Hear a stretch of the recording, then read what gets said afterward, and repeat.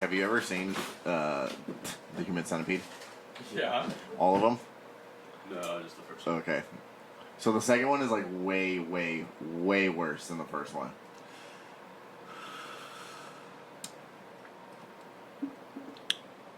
Dude, your water tastes so good. I don't know what it is.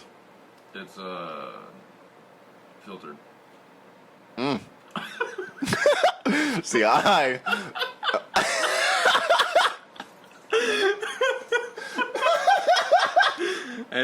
and we keep it ice cold, so that helps. Oh my god. Sorry from the top. Hello and welcome, ladies and gentlemen, to the Double R Network. As always, I am your host, Rusty, This is Redbeard. and today we are talking jobs. Oh my god. The one to keep you going. On my day off. We're talking about jobs. Speaking of jobs, for those of you who don't have one, today's episode is brought to you by Spank of America. You jack it, we pack it is their slogan there, but go ahead and get your money there, folks.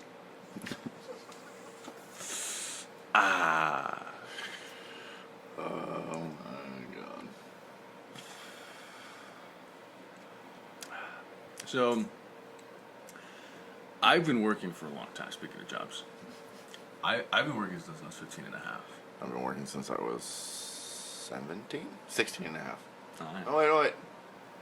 Yeah, 16 and a half. I was in between my sophomore and junior year. I was in between junior and senior. Really? Yeah. Well, at like start of junior year. No, actually start of senior year. Started senior year? So I would have been 17. 17? Like Yeah, I would 16. have been 17 and a half. No, because when I was like, I can remember like being 18, getting my first tattoo, and everybody at school being like, what the fuck? Because nobody old at were my you? school, I was, when I got my tattoo? Yeah. 18. 18 when you got your tattoo? Yeah, this one on my forearm. And so like, Oh, so it was a fucking huge Yeah, one. yeah, everybody was like, there was this, like, most people were respectful, like, oh, can I see it? There was one girl named Megan, and she, like, was in my English class, and she was very loud and needed a lot of attention a lot of the time. And so I remember, like, there was, like, a couple of my friends, like, asked me to look at it. She just, like, ran up and, like, grabbed my arm, like, this, and, like, was like, oh, let me see it. And I was like, oh, my God, don't touch it. It's fresh. Like, worst pain. And I was just, I, like, went like that. She was like, oh, my God. I was like, it's fine. Just look. But, yeah. Dude, some people, no bubble, you know? No bubble. Or no respect for the bubble. Yeah, they just, like, constantly popping them. Yeah. like pimples and cherries.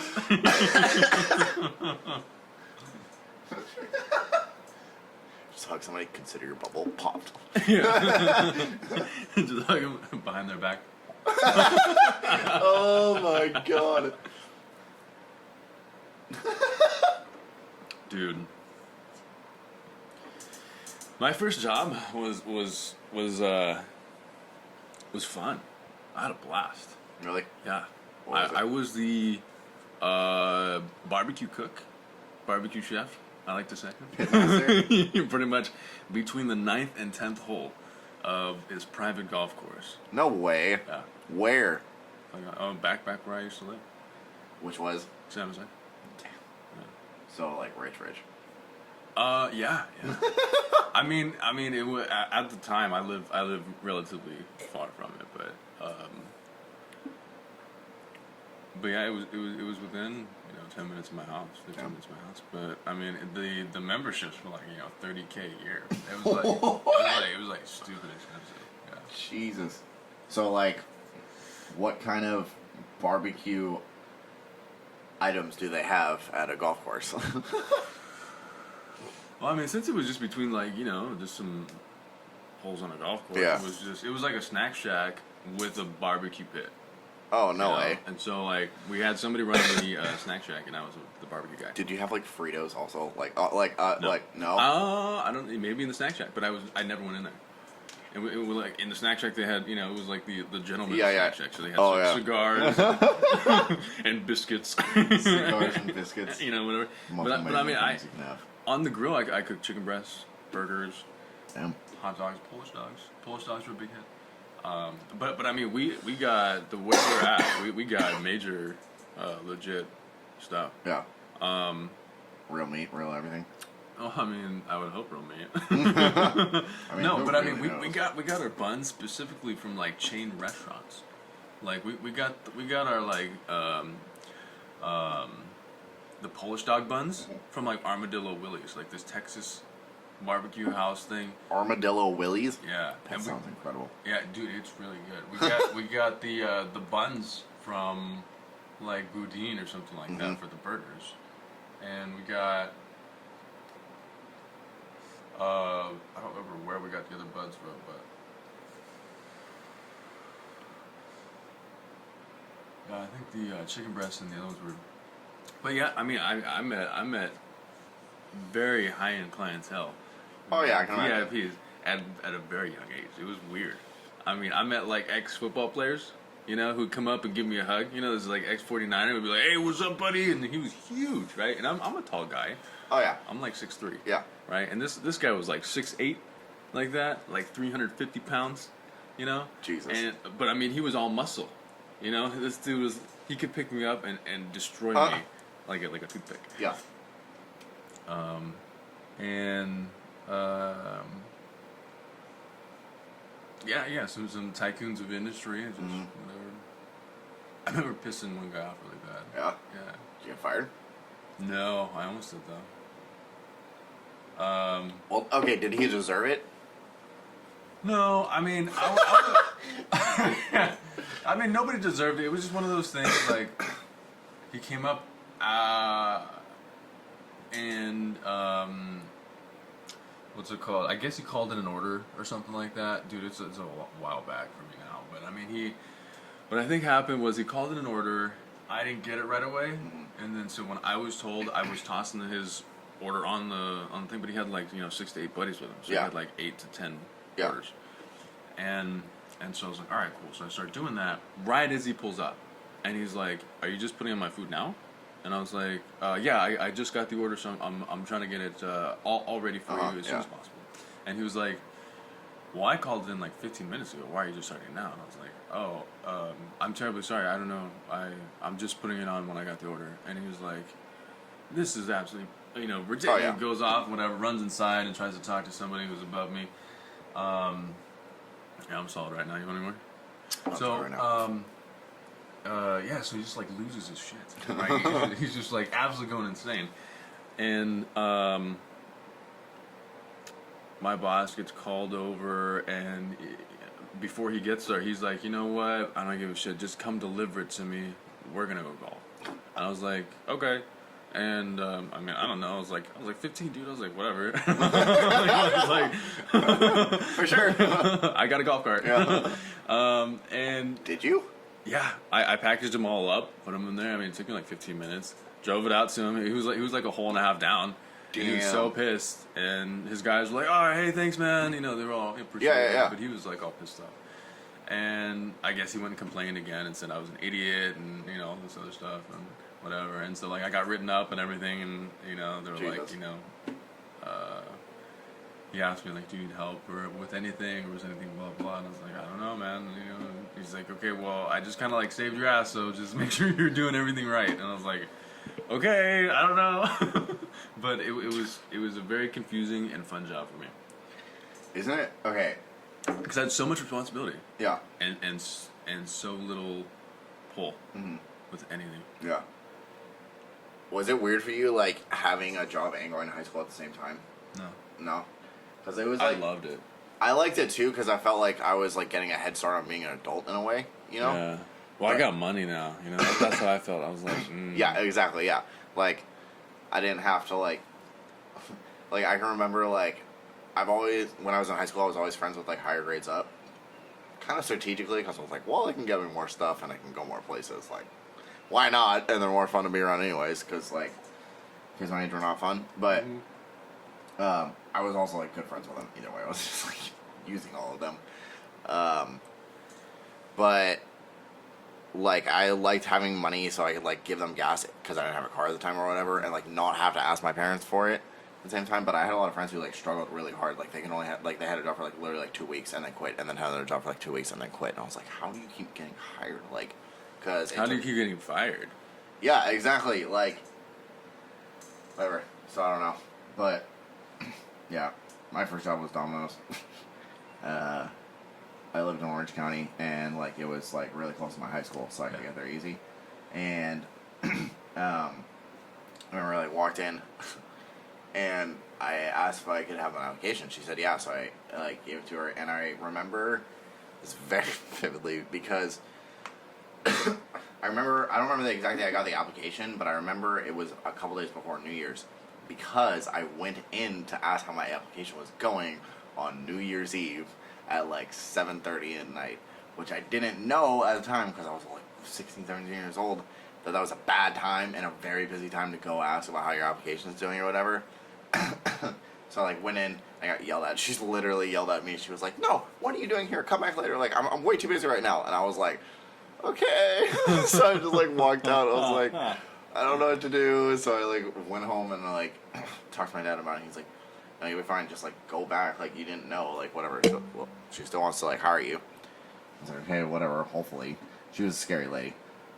She's like the behemoth of a lady. Pretty much. Okay, so like, not like she was just terrifying. Like she just had a presence about her. Like her and her husband.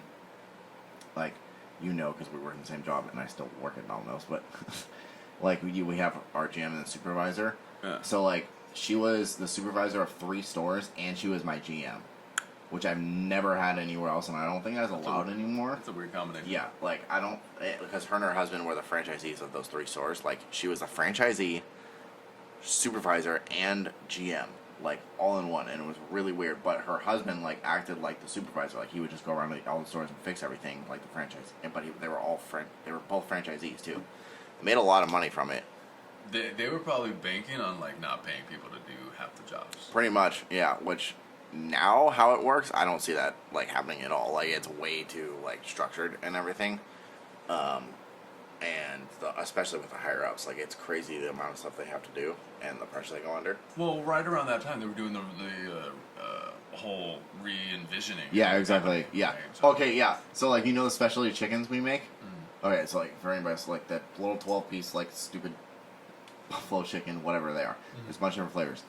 I was the first person in my store to make those when they came out, which is weird to think about because I've worked there for so long now. I'm like, oh my god! Like now, like everybody orders them all the time. They're like a normal thing, but like nobody ordered them for like a while, like a long time until they finally caught on. like for an entire year. Yeah, pretty much. No, I made it seriously, 5 like times. nobody ordered them, and like I remember.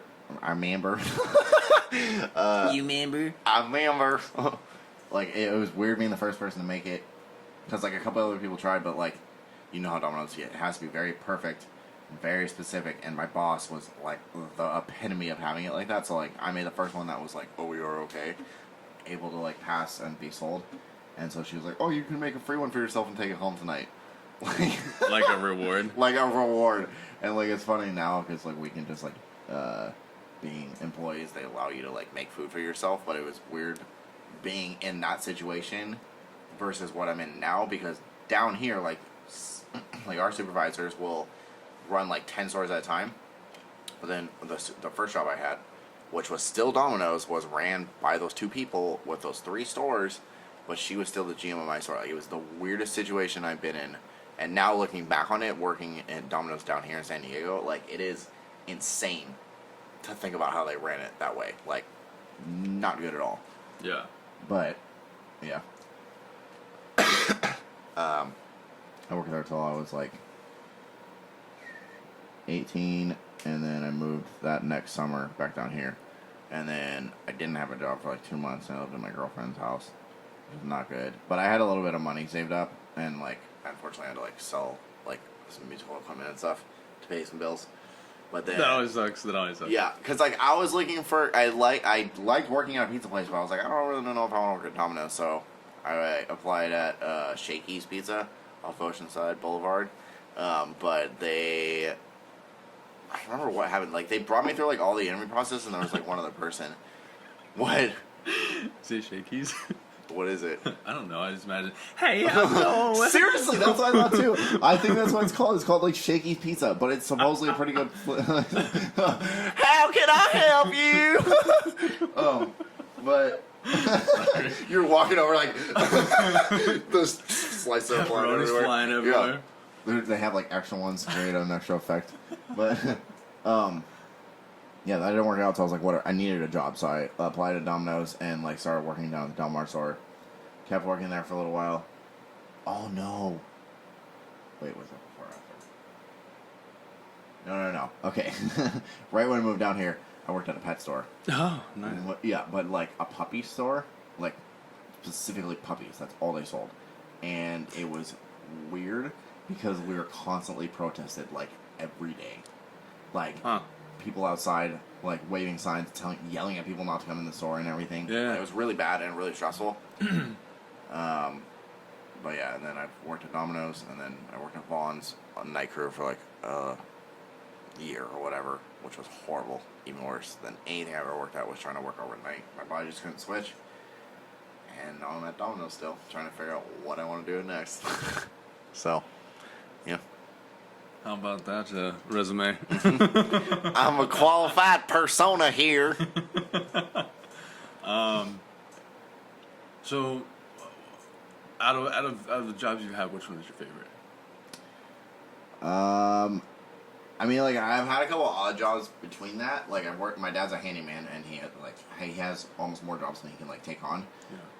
And so he has me work with him, and when I work with him, I get paid like double what I get paid at Domino's, and like I get paid cash that day. So like that's my favorite money wise, but also like I like working that kind of job because it's just like building stuff or fixing stuff at people's houses, which I've done with my dad my whole life either way.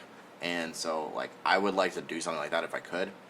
Working at Domino's is fun because it's just like making pizzas or whatever, but it's really stressful. Mm-hmm.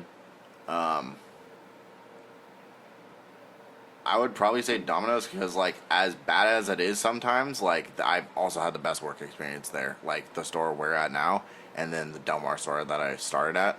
Like, it's the most fun I've ever had at a job. Like, as stressful as it can be, like, we have, like, stupid amounts of fun just doing, like, stupid whatever things, making crazy pizzas, and just, like, having fun. So, like, it sucks sometimes, but at the same time, it's a good job. Like, Yeah. It is fun. And it is, like, a worthwhile job to be a driver, in my opinion. Mm-hmm. And, like, I'm an assistant manager, obviously, so, like, I think it's worth it if you go to general manager, but not if you're just going to stay an assistant, which is, like, weird because that's what I am. Yeah. But, yeah, I don't know. So, yeah, I would say Domino's. Okay. What about you? For me, that's a tough one.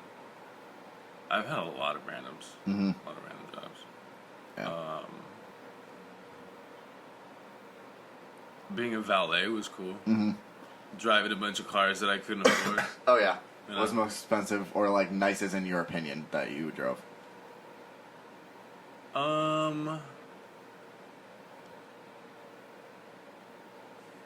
I mean, that's hard to say because, I mean, I've driven, like, high price tag cars. Yeah. You know?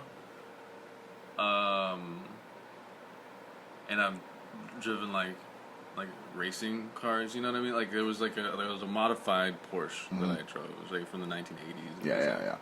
I mean, this thing had, like, about $100,000 of work pumped into it, and it was already, like, a $200,000 car. And so, you know, it was high up there, and it was like a pretty dull color. Uh-huh. You know, it was like one of those flat grays or whatever. You know, but you could tell it was modified. It was loud as shit. It had a roll cage. Oh yeah. You know, the windows were like unrollable. Yeah. And so that was a lot of fun. Heavy clutch. Oh yeah. Super heavy clutch. Oh yeah. And that was really cool. I mean, I like Bentleys. I like luxury things. Yeah. Oh you yeah. know? And I like old cars. Yeah. And so, I mean, I got to drive like this modified 4x4 Bel Air. Mm-hmm. So they took like this Chevy Bel Air, raised it, put honking tires on it. Those are crazy. Yeah, and it was just this crazy thing. And they park. I used to work as valet at this hotel, and that was in Monterey. Yeah, I just drove this thing, this like monster truck '50s mobile. Oh my gosh. Classic awesomeness. Did you ever drive Down one? County Road. Really? Yeah, everyone's just like. Yeah, I know.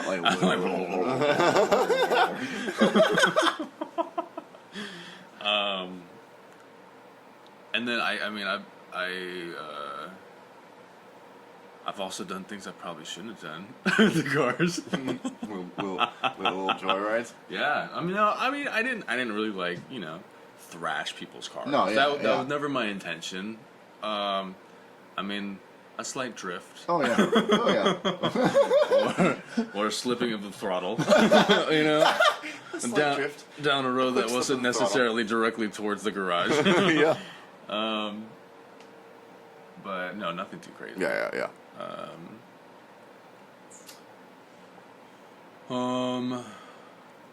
I used to work at C's Candies. Really? Yeah. That's my mom's favorite place in the entire world. Yeah. I was like just getting out of high school, probably Yeah. the last job I had in high school. Yeah. And it was awesome, dude. You can have as much chocolate as you want on the job. Really? Yeah.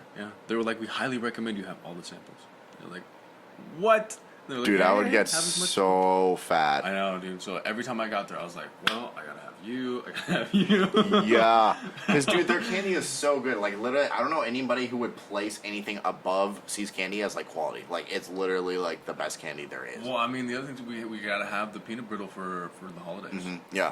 That's like a family tradition thing. Yeah. Knuckles, we're watching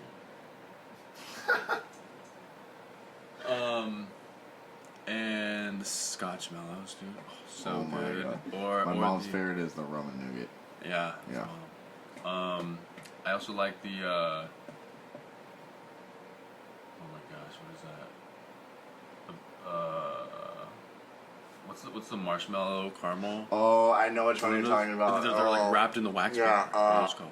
Oh, I can't think of it. What are they called? Those Scotch Mellow things, or the buttercream? They're not called mallow creams, are they? No. I No. don't think so. But anyway, those things. Yeah. I'm I know what you're talking about, yeah. Every time I go in there, I'm like, can I have a sample of that? That looks so good, Yeah. but I've never had one. Yeah. I know. The coconut,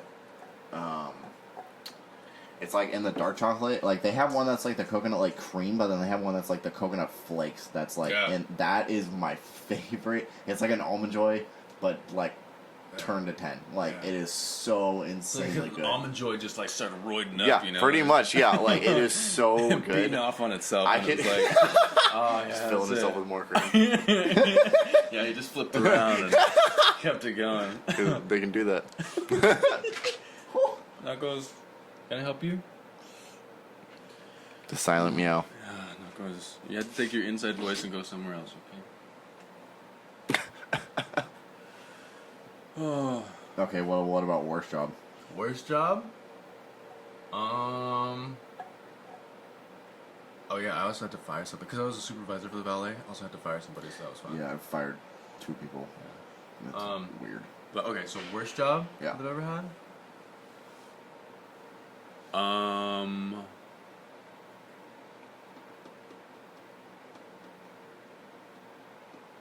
That's hard to say. I want to say okay because I was a life insurance salesman, and that sucked pretty bad. Yeah. Yeah, because that was only like commission based. I was in college. I was like 19, something like that, and it was a lot of fun in a lot of ways, but it really sucked. Yeah. It was only like I said commission based, so we had to really work for it all. Yeah. And we had to drive to the city that we're working in. So our hub was in San Jose, Okay. where I live, but I was working in Watsonville, and so that's like an hour to an hour and a half south of San Jose. Did you just like park and walk to people's doors? Yeah. So what you had to do was when you're in the office, you had to call the clients and make the appointments with them Okay. to then show up at the house because we only served union members. Okay. Right, that was our Yeah. thing. And so if you work for a grocery store, construction company, etc., you had a union we were handling your life insurance, Mm-hmm. or ensuring that when your life insurance with the company expired when you left, you can continue on those same benefits through us. Okay. So it was kind of like a perk for the union and the employee, Mm-hmm. right? So it was like insurance for the blah blah. But anyway, so yeah, dude, just driving an hour to go see clients without knowing anything about them and having to figure out everything you needed to know to either make that sale or make sure that they're already taken care of right now. On the spot in their own home with like kids screaming, with like being attacked by dogs, like the weirdest of situations. I mean, I walked into a home that like it looked like it was straight out of the 1960s. There was still like flyers about like Kennedy and Nixon on the table. I was What? I was like, am I in the Twilight Zone? Like, this is so fucking weird. It was the strangest thing. And That's weird. That's super cool though. Like, I would ask them to look around, honestly, if like that'd probably be super weird. But like, imagine what else they would have there. Like, that would be crazy. There's gotta be something. Yeah. I don't know. It was a very weird job, because the funny thing was, even though we worked with our unions, a lot of people didn't trust us. It was like, you work for Teamsters. It's like, yeah, so? And I was like, well, how did I know that? It's like, I don't know. How do you know that? I was like, because your union told us. What are you talking about? Ma'am. Yeah, so that's mine. Yeah. Mine would probably be the night crew at Vaughn's. Like, just because it, like, every night was the exact same thing, no matter what. Like, it's just, like, it's just putting new product on the shelf and then pulling it all to the front. Like, that's literally all it is for 8 hours. And, like, I would go in at midnight and get off at 8 in the morning. Like, it was not fun. Like, I can remember, like, I got to a point where I would be so tired. Like, because they would tell you to, like, work through the night and then sleep through the day. But, like, I couldn't do that because, like, I like being up during the day. So, like, I would just, like, stay up for, like, 3 days straight. Literally. And then... like, hopped up on, like, Monsters? Oh, yeah. Uh-huh. Red Bulls? Yeah, and then I'd take, like... I would, like, get so tired that I would fall asleep for, like, a half an hour or whatever. And then, like, take, like, little mini power naps, I guess. In the middle of a show? That actually has happened more than once. I would literally... it would scare me so bad. You gotta brace yourself. Yeah. I would literally, like... I can remember... So, like... Basically, like, if you go into any grocery store, like, there's all the aisles, right? And then there's, like... they basically, like, wheel out all these pallets that are shrink-wrapped of all the food and whatever else is going to be put up. And then they put them on the ends of each aisles. And then you have to, like, take all the shrink wrap off, break down each pallet to, like, be organized into what goes on what aisle. So you have to memorize what exactly goes on each aisle to know where each product goes. Then, after you break down everything, you have to wheel everything to what aisle it goes to. And this whole process takes, like, 3 hours, literally, from breaking it down to just getting it to where the aisle is. Mm-hmm. And then after that, you have to, like, break down each individual box to pull out each individual product to put it on the shelf. And then, like, just, it's so tedious and takes so long. Hi, Knuckles. And, oh, my turn? Okay. And then, so, like, I would do that. I would do that literally, like, every single night, and there'd be nights where I'd be so tired where I remember being on one side of the aisle and, like, waking up on the other. Like, I would fall asleep walking through the aisle and, like, wake and be like, oh, no, this is not good. And then be like, okay, you're fine. Like, literally, like, slap myself or, like, go in the bathroom and, like, pour cold water in my face and be like, you're okay. And then, like, 10 minutes later, do the exact same thing. Like, walk through the aisle sleeping and be like, okay, this is really not good. And, like, have to, like really make sure I was awake because I was like, I don't want to, like, run into anything. Like, I don't want to, like, run into the shelf and knock everything off. It's a ton to pick up. Like, especially if you're, like, where the, like, pickles are, like, glass things. Oh. If those fall and break, then you have to, like, they have a whole cleanup thing that they have to do. But Pour the kitty litter on. Use the broom. seriously, yeah, it's terrible. And so like, it's not fun. But so while I was working night crew for Vaughn's, they weren't paying me very much. Like, I wasn't getting very many hours because I got transferred to another store, and then they cut me basically down to like, they bring me in at 10 and let me go at 2. Mm-hmm. So it was really weird. I only had like 16 hours a week, and then what? No, Nico's she's tail fine. was hitting the microphone. While I was doing that, I decided to get a second job during the day with my dad. Smart. Smart, right? Yeah. Very. So it was also being that tired all the time. The job I took was a professional Christmas light hanging company, like for businesses and really rich people in really big houses, and they would pay. It would be like, to give you an idea of how expensive it was, like a house in La Jolla, somebody's residential house that they live in, would be like $4,500 to get the whole house done. Like, and sometimes they wouldn't even want it that complicated. But, Wow. and we did like whole like shopping centers, and we'd have like a big team to do that. But the scary thing about that was I'd be super tired, and then I'd have to be like on top of roofs the whole entire day, like in the middle of the heat, like when you're not strapped on to anything, like you're just sitting off the end of the roof, like clipping on the lights, doing the whole entire way, and you have nothing there. And like most of the time you're just on a house which is only like 8 feet or whatever, but then we would do like 2-story houses, which were a lot higher, and then on top of that, when we did the shopping center, it was like 20 feet up, like just hanging off, and then really looking at you and all weird. So I'd say Vaughn's, but I had a really bad boss with the light hanging place, so that made it a lot worse. Because that job was actually fun. Like, you just go to random places and hang a bunch of Christmas lights. But if you knew to do it right, none of the lights worked, and then you'd be like sitting there after Knuckles. hanging like. Keep hitting the mic. He's like, stop talking and love me. Yeah. So definitely Vaughn's working night crew. So with the job experience that you've had, if you were to recommend a job to like someone in high school or Out of what I've had, what would you recommend? a grocery job, honestly. Really? Yeah, like, even though I worked night crew, like, all of the people that worked in the day, go this way. There you go. All the people that worked in the day, like, as baggers, they were all, like, high school students. And, like, they get enough hours to where, like, they make a little bit of money and you, like, learn how to do it. But, like, for instance, like, Vaughn's, a grocery store down here, like, they're part of a union, so, like, they have to make sure that the students do not work over 4 hours or whatever, like, because they legally can't. And being part of a union, they can't go past any of those rules, like, they'll get in a lot of trouble. Mm-hmm.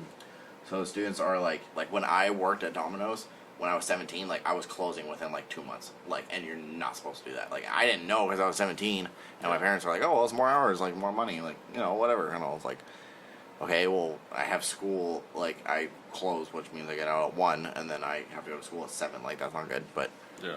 anyways, I would say just a job that you can, like, make money and learn how to work with people. Like, not something that you're doing by yourself or whatever, because if you don't learn how to work with people, it's not fun. So do you think though that like the employment industries will change? I would. Well, how so? Like, because I mean, we could just take a current job example, right? Yeah. So Domino's, right? Making pizzas Yes. and delivering pizzas can be done with both machines in a few years. Yeah. So, I mean, there may only be one job at Domino's, which would be get the prepackaged ingredients and put it into slots in a machine for it to pump out onto a pizza and then dump onto an automated driving or like an autonomous vehicle. Yeah. And it'll bring that to someone's house. Yeah. You know? So, I mean, what if, you know, the bagger job is then given to a machine that has a conveyor belt dumping it into a reusable bag, which then you take home and bring back or something. You know what I mean? No, I definitely think it's going to change. I think it's changing, like, before our eyes. Like, okay, like, for instance, take our job, like, pizza. I've seen a video, like, there is one company, I can't remember what it is off the top of my head, but they have a factory that makes pizzas with machines and delivers them. And it's fast, and they're really good pizzas, supposedly. I haven't had it, I don't know, but, like... The perfect portions. The perfect portions.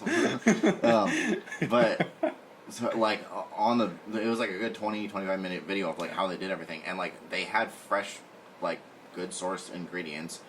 Like, just because they had a machine doing it, like, it still came out looking really good and, like, delivered fast, and it was hot and, like, ready and everything. So, like, it's weird seeing that, and then for me, like, it's weird seeing services like Uber Eats or whatever you choose to order from, DoorDash, whatever, seeing places like that where it's like, I can remember, like, when I was a kid, and you order pizza, like, that's the only thing you're going to order, unless you're in, like, New York, where you can order Chinese and easier stuff to order like that. But down here, the only food you can really order, like, to your door was pizza when I was a kid. And so now to have the option where you can, like, order almost anything you want straight to your door, it's like, okay, well, like, where does pizza stand in that, you know? Like, because that I can already see that changing. And it's like, because, like, when I'm when I'm at home and I don't want to drive anywhere or can't drive anywhere, then I'm always thinking, like, okay, well, I don't have to just order pizza. Like, I can order anything I want. So, like, I think it's constantly changing, and so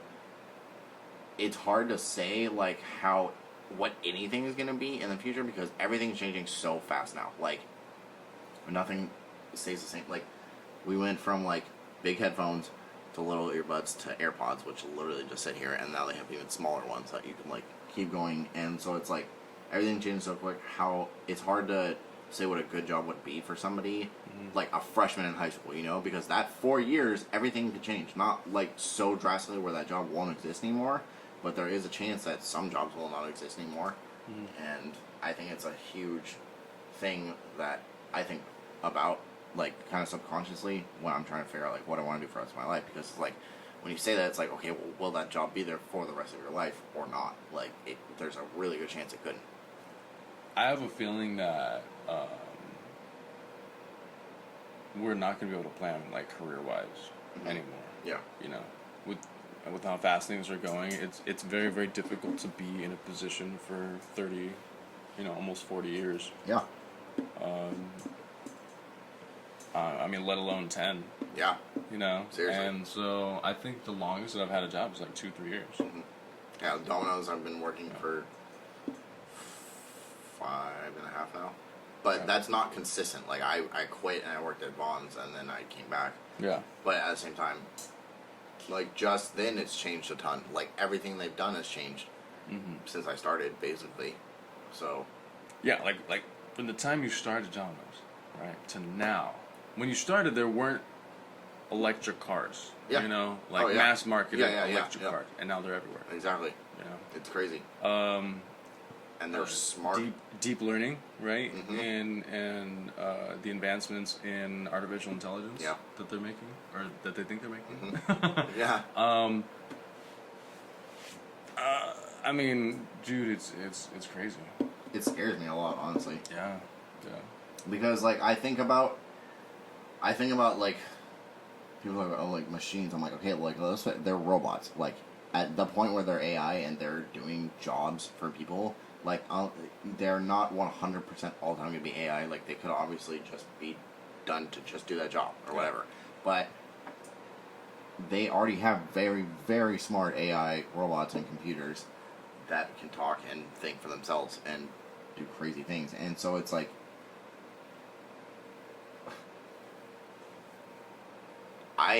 nobody knows what they actually think, you know? Like, they're, like, we know, like, a small amount, like, you can see it when they turn them on and analyze the data and everything.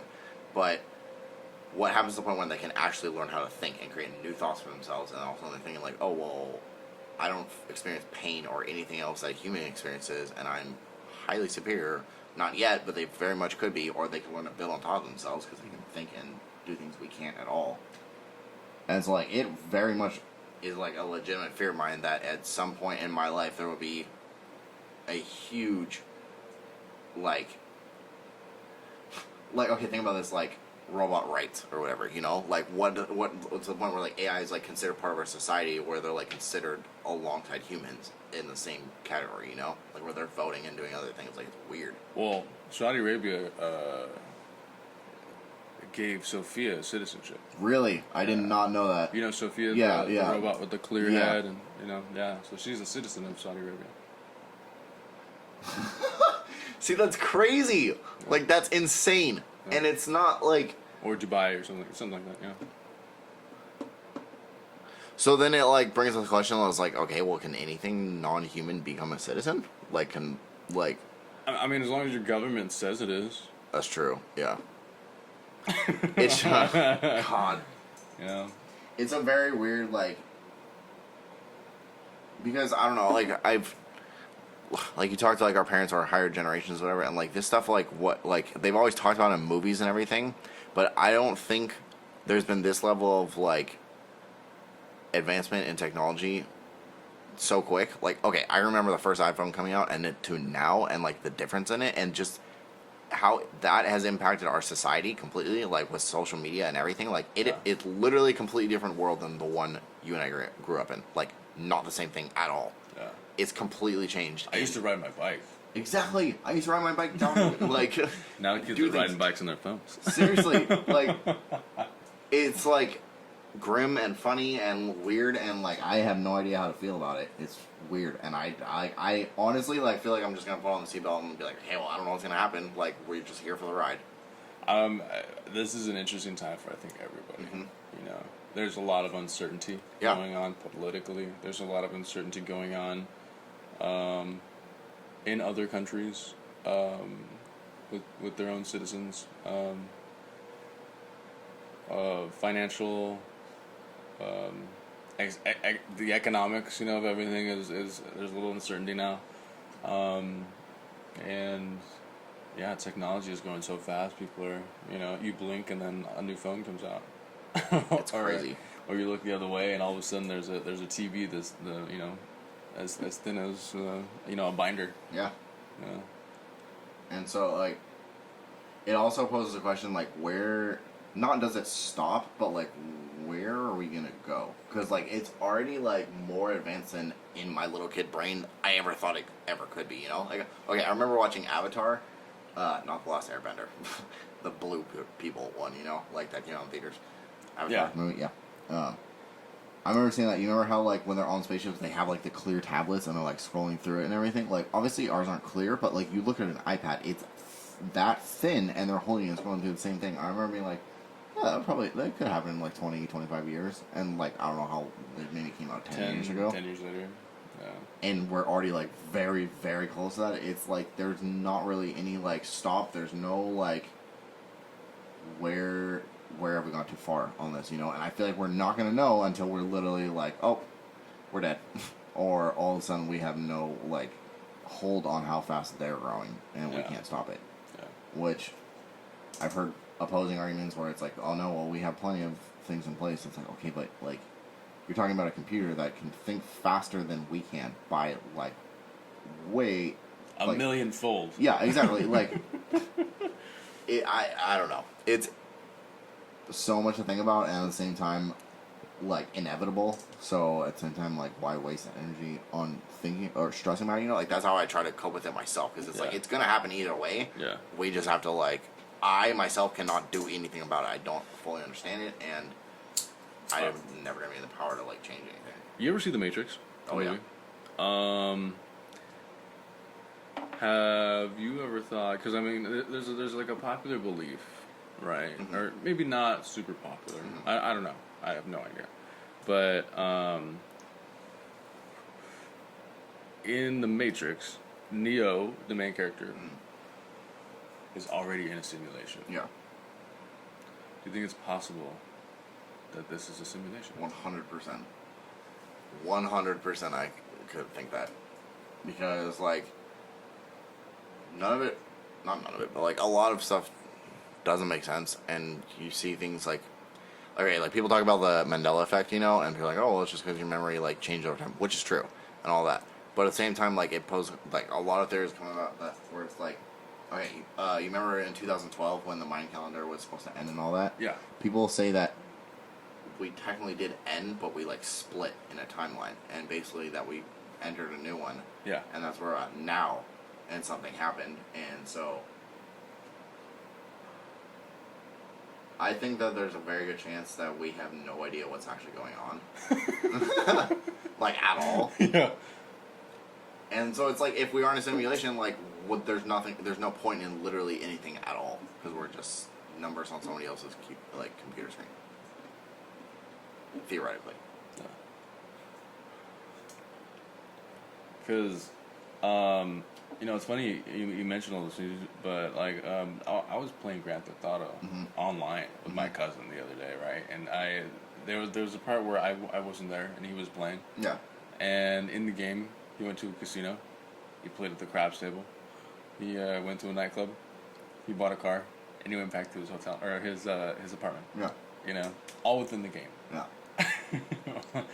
And I'm just thinking like that is crazy to me. Yeah. That you were controlling somebody else, doing what we would consider a good time. Going over to Vegas. Yeah. Yeah. It's And insane. do you remember that movie Surrogates with Bruce Willis? Yes, I don't think I saw it. I might have, but I know which movie you're talking about. Yes. Yeah, and it's where we get so advanced to where we can create essentially robots that look and feel human, and you can put on a headset and control them. And so, no matter how old or how deformed you get, you can always have a perfect robot you can control and be out in society. Yeah. Right? And when I saw that back in like 2006 or whenever it came out, 2008, right? I was like, man, that is so crazy. I can't even imagine doing something like that. And yet, I don't know how many years later, like a decade later, I'm sitting on the couch doing exactly that in a digital world. And I don't have the headset on. I have a controller. Yeah. And a TV. Yeah. But yeah, it blows my mind. Yeah. Okay, well, think about this too. Like, okay, you know how they talk about how our world is basically fucked by like 2040 or whatever if we don't change the environment and like reverse things. Yeah. Not that we will be done by 2040, but it's irreversible. Yeah, exactly. Yeah, by that point, and I think it's a lot sooner than that actually, but I'm just giving a good estimate. Okay, say we get to that point where we fucked everything up so bad, but VR technology has gotten so good where it's completely immersive by that time, and then we're basically all put in an underground like bunker, hooked up to constant VR sets, and live somewhere else in our vision, where we would all be connected again. I mean, that's a high possibility. Yeah. We have enough technology and whatnot to really start doing some weird, crazy stuff. And it'd be kind of hard to convince people not to want to do it because it'd be like, well, have you ever played a video game and you can set up a character however you want and look however you want? Yeah, imagine you wake up and you look like that. And people will be like, yeah, definitely. And you can do whatever you want in the game, like, beat laws and shit. But, like, have you seen the anime Sword Art Online? Okay, so, like, it's kind of the same concept where basically, like, their VR technology is so good that they, like, go into a game, but they get stuck in it and they can't get out. So this would be, like, voluntarily we would go into it. But it would be weird to, like, start over as a society, like, but only in VR, Like, it would have to be so good and so immersive that, like, we would never miss here. You know what's funny? Is that almost reminds me of this like, real-world game. There's this game, I can't remember the title of it, but there's these, like, artists or these guys who are, like, tech-savvy and whatnot, and they recreated, like, this giant, large-scale model of Chernobyl, right? The nuclear power plant in Russia, right? And so they recreated this giant model, and then they put a bunch of these, like, small tanks with cameras on them, and then hooked them up to a server, and then allow you to control these tanks through Chernobyl. So you hop onto your computer, and then the screen is the camera on a tank, and then you press W, and the tank goes forward into the wall. You press A, and it turns, and then you go down the street, and you turn right, and you go into a building. You can see like the reactors. Is it free? Do you have to pay anything No, for you it? gotta pay. Yeah, it's like I don't know, $10 an hour or something like that. That's crazy. But yeah. That's so weird. Yeah, and so to me that's like that's the most bizarre thing ever, because we're now playing that role of creating the being which that we can control. We're basically gods. Yeah. It's so weird. Yeah. Through technology, we are gods. Like, think about the guy who actually created GTA. Like, he literally, like, obviously he has a whole team and everything, but, like, think about that. Like, he created a whole world in which people simulate the lives that they would want to live out. The collective he. It's so weird. Like... We will control them all!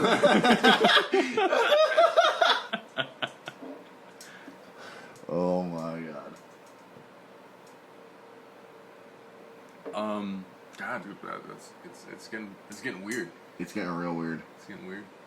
It's only going to get weirder. Where do you okay, how long do you think we'll last, honestly? Like, do you think we will live out our lifetime or no? Because I've seriously thought that. I was like, I don't know if it's going to happen. Like, we might kill ourselves by the time we, like, before we would die. I think we will. Really? I think us. Yeah. Current generation, yes. If like people in their 20s, yeah, I think they're gonna live. Yeah. The people in their 20s and 30s that are having kids now, I think it's grim. Yeah. And it's really unfortunate because, you know, even though they say, oh yeah, before 2040 or, you know, whatever the 2050 deadline is before, you know, we're completely fucked. Yeah. I'm pretty sure that's a lot close. It's like 5, 10 years I think from it's now. like 2030, honestly, You know, when it's supposed to happen. It's relatively close, and I have a lot of hope. Mm-hmm. And I have a lot of faith in humanity, because if we've come from first iPhone to now, you know, in a decade, in 1 decade from now, I think we're gonna be, you know, rocking out, man. I think it's gonna be good. It's gonna be good. Yeah, I think we need to, like, get some of our priorities straight.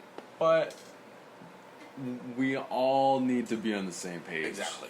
We can't have. I mean, I don't like talking about politics, but we can't have, you know, multiple sides of politics. It has to be like a one-track mind. Yeah. It has to be like we all get together and we gotta agree on like something. Somebody literally just, like, we need a group of everybody, Yes. like, a stadium filled with a good representation of the whole world somehow, and then just one dude in the middle and be like, yeah, so we're fucked if we don't do something. We really need a plan. What does everybody have? And then just go, and then see what happens. Like, there needs to be a solid, massive number of people that have a lot of power that can really, like, be like, hey, like, I love my money so much, but if I'm not gonna be around to enjoy it, what's the point of having it? It's like some wake up call. Be like, I think we're almost there. I think we are too, honestly, because, like, I saw a post. I don't know how true, like, everything you see is on the internet, you know, but, like, I heard that when I was a kid, but now I'm like, okay, well, like, you kind of don't fucking have a choice. Like, it's the internet. Like, everything is on there now. Like, yes, take it with a grain of salt, but at the same time, like, you have to believe some of it. Like, you remember when the church burned down in Rome or wherever it was last year?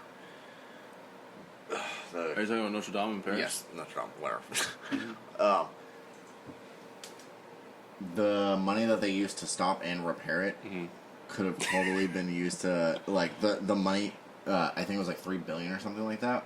If they used that money, they could have completely cleaned the plastic out of the oceans. According to that post, which I don't know how true that is or not. That's not true. I doubt it's true, too, because there's a lot of fucking plastic in the ocean. Yeah. And $3 billion is a lot of money, but not that much. Well, dude, it's interesting that you bring the Notre Dame up, because I was listening to this segment on the radio about how unhappy some of the people were, just because they were saying, like, you know, just look at the donations. You know, some of the guys who had a strong connection to it, you know, donated $20. Yeah. You know, it was like, please do something good with this. Like, I want something good to happen. And other people donated millions of dollars. Yeah. You know, and the people that donated $20, you know, they were like, well, this is like what I can afford to, like, you know, give to a charity so we can collectively do something. And there's an economic imbalance, a crazy economic imbalance, if $1 million is something that you can just kind of give like my $20. Oh yeah. You know, and I think right now is the first time in like documented history that we can like really go back and look at that we've had such a like polar opposite in extreme wealth and extreme poverty. Yeah, 100%. Because I mean, you know, during, you know, America's like, you know, heyday, golden years, like 1950s, like, you know, the future is great, you know. During those times, CEOs and tycoons were getting paid like 30 times. Oh yeah. 40 times, maybe max, what the bottom level employee was getting paid. Yeah. Current day estimates are 300 to 1,000 times more than bottom level total poll. And so that's another problem too. Oh yeah. Because even though the masses may have a, you know, a strong yearning to become environmentally positive, you know, and do good things, they can't get rid of their gas guzzler because they can't afford to buy the new electric car. Exactly. Or they can't afford to buy the newest hybrid. Yeah. You know, and so until we can figure out a good economic I don't want to call it reform or any type of thing, but until we can get our economics down, you know, I think we're gonna have a hard time yelling at the private sector to fund a bunch of projects to remove CO2 out of the atmosphere. Yeah, it's gonna be tough because the government doesn't want to spend millions and millions of dollars right now. It's until it means our immediate destruction. I don't think they're gonna. Which is sad. Pump an arm or leg. By that time, we're gonna be fucked. Mm-hmm. Like, and I feel like that's why so many people like talk about, like, they say that, like, yeah, you know, in 10 years we're gonna be fucked if we don't, like, and they're trying to scare people and be like, look, like, this is real, like, and I get the extreme that they're going to, and all this, but I do think there needs to be like some serious, like, okay, like, somebody needs to talk to somebody who can actually do something and like really get something moving, because it has to happen. So this is your call, guys. Yeah. Get something going. Yeah. Save the environment. And remove CO2. Yeah. Fuck the straws. Yeah. Send us money. We'll get it going. Yeah. No, dude, I've actually thought about doing stuff like that. Is setting up a fund. Yeah. Or some type of trust that will, you know, I mean, I'm hoping will be large enough to where the interest, dividends, whatever, will be able to, you know, fund the projects. Yeah, definitely. And kind of keep it all going. Yeah, that'd be cool. Yeah, so you don't have to constantly ask for donations, you know. Something like that would be dope. And I think it's almost a necessity now, because you can't count on. No, you really can't. People donating money, you know. Everyone's so stingy and so greedy. Yeah, it's tough. It's tough. But at the same time, it's like, you can't really blame them. Like, I don't have a ton of money to give away. Like, I wish I did, but I don't. Like, that's what I'm saying. Yeah. You know, it's the economics of things. Yeah. And yeah, I don't know. It's a very weird time that we live in. That, like I said, I've just put the seatbelt on and been like, okay, well, whatever is gonna happen is gonna happen. I'm gonna do my best to influence it in a good way and do what I can to change it in a good way. But at the same time, inevitably, it's all just gonna happen, and we just have to live through it. Hopefully, humans are resilient and we're good at surviving. But at the same time, from what I see, it's going downhill pretty fucking fast. So buy land, create a bunker. Yeah, pretty much. Yeah, go as far down in the ground as you can. Save up on your rocket fuel. Pretty much. Buy tickets to the SpaceX. Yeah. Yeah, as soon as Elon puts that stuff on sale, just buy it. Yep. And then when they try to come back, just be like, peace, I'm staying. Yeah. So when you bought that land, you save it. When you have it shipped with you to the moon, and then you bring just put it on the floor. My dirt and my cows. Dude, yeah, and it's gonna be a wild ride. It's gonna be weird, but it'll be alright. Hopefully. I think it'll be alright. I think it'll be right too. I try to be optimistic about it. I really try to be like, yeah, well, I think we can turn it around. Yeah. But, like, in all honesty, along with a lot of the, like, political stuff that a lot of, like, younger generations don't agree with the older ones, like, they're gonna die eventually. Like, Yeah. not that long.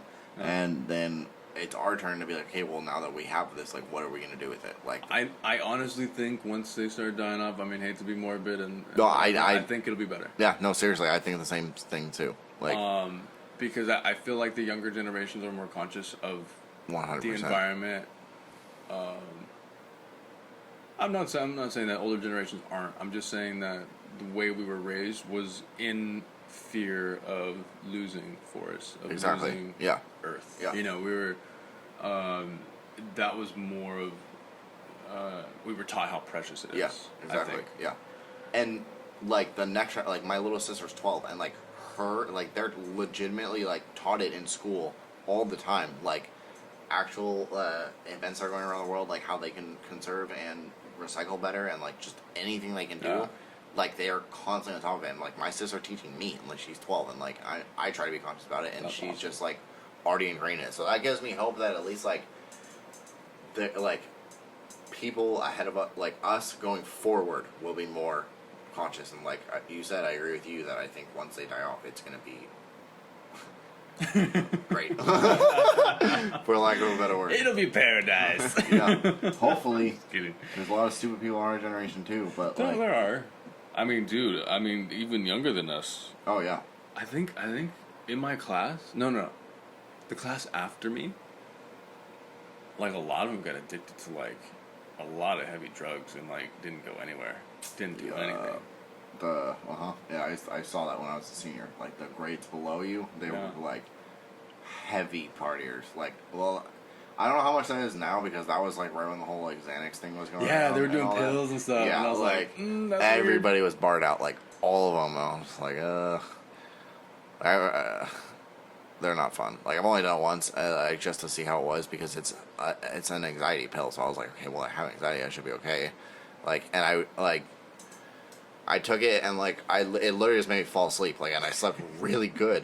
Like I literally did, and then I woke up and I had the worst day of my entire life. Like the day after was like the worst ever. Like worse than like any sickness or whatever. I felt like crap, and then like I was just super rude to like everybody around me, like really mean. So I don't understand them. Some people do, but That's a weird effect. huh? That's a weird effect. It really is. I mean, I haven't tried. I just stayed away from it all. Yeah, it's not. I don't like pills. Though. Yeah. Well, see, that's the thing. Like, Freaks me out. I was more doing it like, okay, I have anxiety, and I was really anxious at the time. My friend was like, hey, I have one if you'd like to try it, like, whatever. And I was like, yeah, sure, that'd be great. Like, I'm not doing it right now, so that would be awesome. I'll try anything. And so, like, it helped. Like I said, it knocked me out. But then the next day, you understand why people get so addicted to them so fast is because, like, it's like, okay, I either feel like this or like this. And, like, bad is horrible. Like, you don't want to feel it. And it's weird because you know that the one thing that makes you feel better is taking the pill again or whatever. And like I've not been addicted. Like I said, I took about one, and I've had very close people and very close friends very addicted to them, and it's scary. But like, I don't know. I don't have as much of an addictive personality, so I have a I'm very thankful addicted for that. personality. Like I am with some stuff, but mine's like certain candies. So Lots of it's sugar yeah, probably. yeah, pretty much, yeah. So I like the foods. I like the foods. Dude, for me, yeah, I have to stay away from all that because I know I have addictive tendencies. Mhm. So, I can't dabble with stuff. Yeah. I mean, a lot of people can do like one and done and just kind of like whatever, but yeah, no, I can't. Yeah. But I mean, that's good you know, though, rather Yeah. than, like... I'd rather know. Yeah, Stop exactly, myself yeah. Than like be like, you know, months into a coke binge and just be like, why is my nose constantly bleeding? Like, wait, I think Where I am might I? be... Guys, I think I might be addicted to this shit. Yeah. Fucking really. Yeah. I have no money. But I have lots of coke. Yeah. Until I run out. But I do have this Scarface amount of coke. Yep. Which I'm going to finish off within the week. Do you guys have money? Have you been around somebody that's doing coke? Or have you ever done coke? Mm-hmm. It's very weird. Both. I've never done it, but Yeah.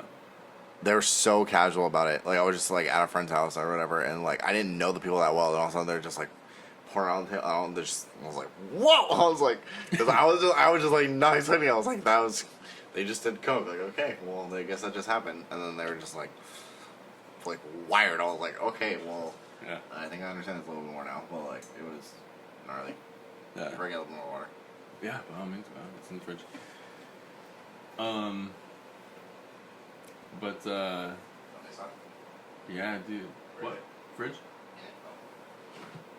Oh, I see. I'm not done.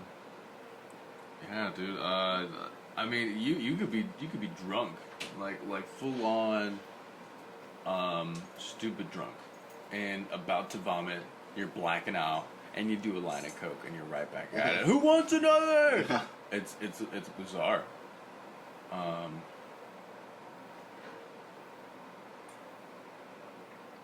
I mean, it's fun. I like it. Yeah. But I mean, I can't. I'll be on another binge. You'll find me in Vegas somewhere. There's some mountains. Oh, bummer. Video cut. Video cut out. Oh, snap. I don't know. I thought about getting the charger, but I was like, ah, fuck it. Well, That was a good session. that was a good one. Fuck. And on my coke binge. I know. That was so good. Holy shit. Oh, but anyways, it's been an absolute pleasure. Thank you again. Thank you, as always. As always, hasta la vista, alligator. Hasta la pasta, crocodile. Right? Peace. Peace, yeah.